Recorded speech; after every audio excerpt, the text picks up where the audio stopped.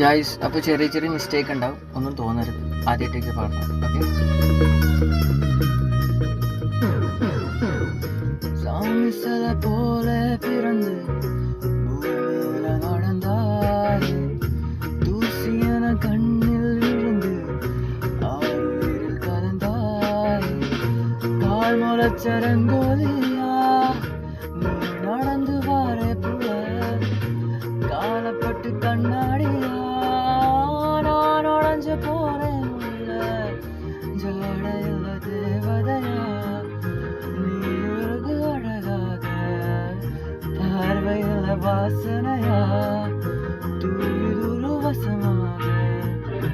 ஒரு அழகு உலகு அழகு யாரும் இல்லை